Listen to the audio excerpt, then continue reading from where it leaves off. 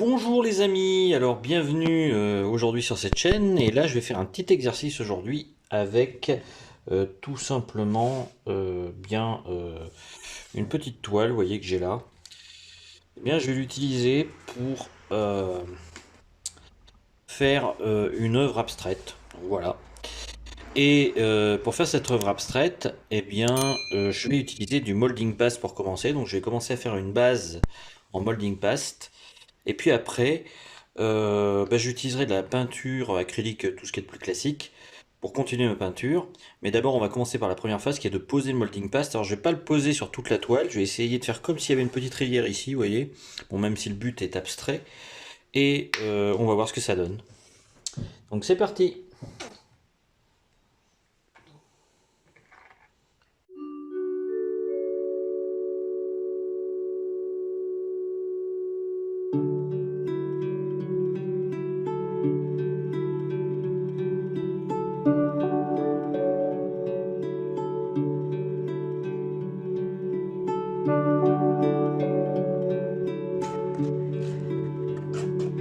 Alors d'ailleurs, si ça vous intéresse, je pourrais vous montrer une recette de molding paste. Alors si ça vous intéresse, n'hésitez pas à me le dire dans les commentaires.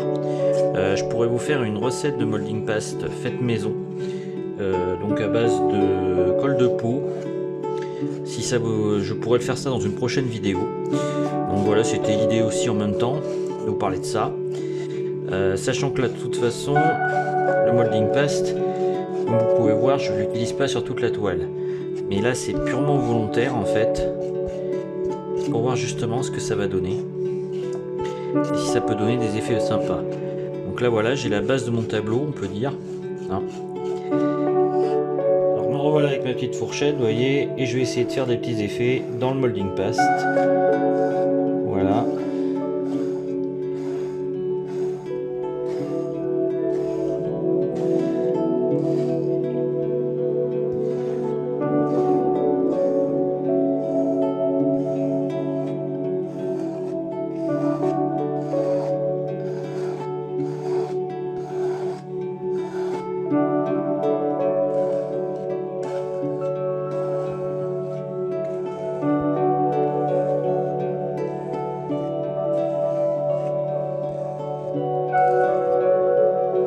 Comme vous voyez, j'ai pas mis du molding paste sur toute la toile.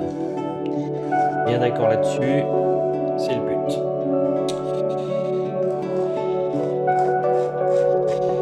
Voilà, et on va attendre que ça sèche avant d'y passer la peinture.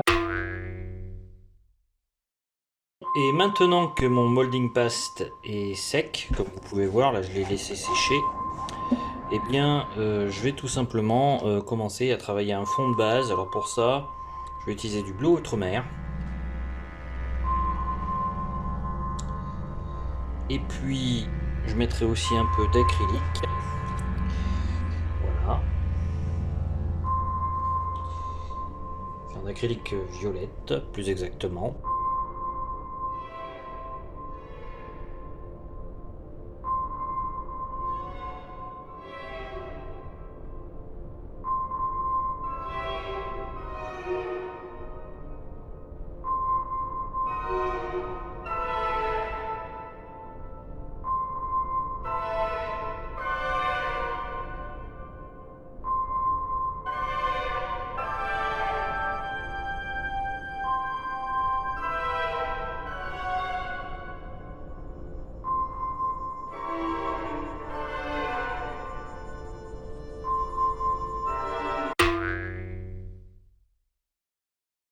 Et on arrive donc à la colorisation. Donc pour la colorisation, je vais pas m'embêter.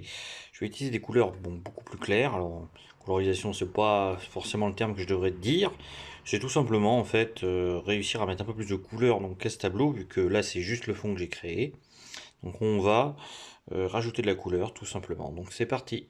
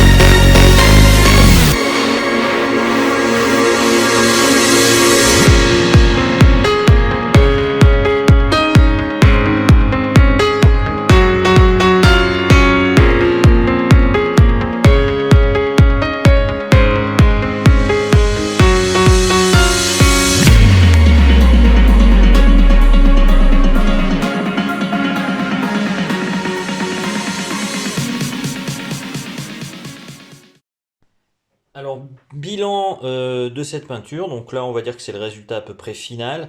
Je vais sans doute la vernir après avec du Bindex par-dessus pour fixer bien le tout. Alors qu'est-ce que j'en dirais? C'est que tout simplement, j'ai utilisé beaucoup de pulvérisateur d'eau pour une fois. J'ai voulu voir ce que ça donnait. Alors le problème c'est que ça, bien entendu, euh, comme la peinture abstraite est une peinture plastique, ça a tendance à la couper en petits morceaux. Mais justement, ça fait des petits effets assez sympas, je trouve. Donc moi je sais pas si je continuerai comme ça en ce sens-là, mais j'ai bien envie aussi d'utiliser les pigments, sachant que le pigment justement a ce côté qui est moins plastique dans l'avenir dans mes peintures abstraites. Alors je sais pas ce que vous en pensez vous. Dites-moi dans les commentaires vous les techniques que vous pouvez utiliser. Je serais assez curieux de voir justement les différentes techniques que vous pouvez utiliser pour d'ailleurs les appliquer par la suite, parce que cette vidéo là, si vous voulez, un exercice d'art abstrait, c'est mon deuxième exercice d'art abstrait véritable si l'on peut dire, même si avant j'avais fait quelques tentatives de peinture abstraite. Et donc l'idée c'est de m'améliorer au fur et à mesure en vous partageant en gros mes découvertes. Donc en tout cas pour aujourd'hui je vais arrêter la vidéo. Et puis, si ça vous a plu, bien évidemment, vous pouvez vous abonner parce que je sais qu'il y a énormément de gens qui regardent ma chaîne sans s'abonner, donc ça serait dommage justement de manquer mes prochaines vidéos vu que j'en sors une par semaine. Et puis je vous dis à bientôt et comme toujours, enfin, vous pouvez télécharger le guide gratuit du peintre débutant. Ciao!